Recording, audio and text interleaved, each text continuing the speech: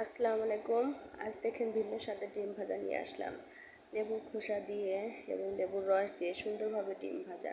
এখানে লাগবে যে উপকরণ লাগবে তা হচ্ছে পেঁয়াজ কুচি, কাঁচামরিচ কুচি এবং লেবুর খোসা সবুজ অংশ গ্রেট করে সামান্য কিছু নিলাম এবং এক ফালি লেবুর রস নিয়েছি, সামান্য একটু লেবুর রস নেব। এখানে দেশি মুরগির ডিম দিয়েছি আর লেয়ার মুরগির ডিম দিয়েছি। আমার বাসায় লেয়ার মুরগির ডিম নেই, তো একটাই ছিল, তাই আমি দিয়েছি।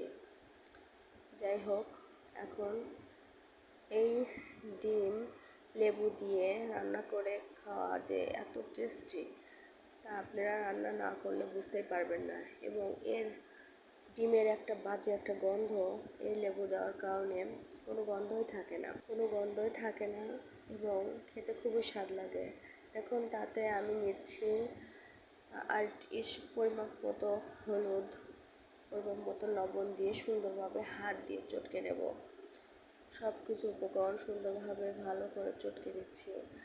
আমি জানি হয়তো অনেকে হাত দিয়ে ডিম মাখা পছন্দ করেন না, কিন্তু যে কোনো মাখানো জিনিস সুন্দরভাবে হাত দিয়ে মাখলে রান্নাটা খুবই স্বাদ হয়।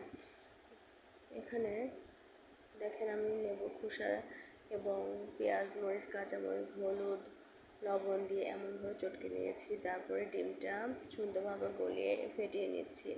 হাত দিয়ে আমি ফেটে নিচ্ছি। দেখেন হাত দিয়ে ফেটাচ্ছি, ভালোভাবে ফেটানো হয়ে যাচ্ছে। তারপরে লেবুর রস দিয়েছি। এখানে লেবুটা দেওয়ার একটাই কারণ, লেবুতে প্রচুর পরিমাণে ভিটামিন সি আছে।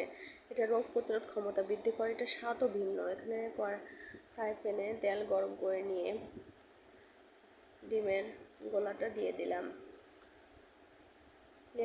লেবুটা দেওয়ার কারণে স্বাদটা ভিন্ন লাগবে। আপনারা টমেটো দিয়ে খেয়েছেন, বাঁধাকপি দিয়ে খেয়েছেন, পেঁয়াজ দিয়ে খেয়েছেন, কিন্তু লেবু দিয়ে খেয়েছেন কিনা জানি না, কিন্তু লেবুর যে একটা আলাদা স্মেল, এটা খুবই সুস্বাদু লাগে।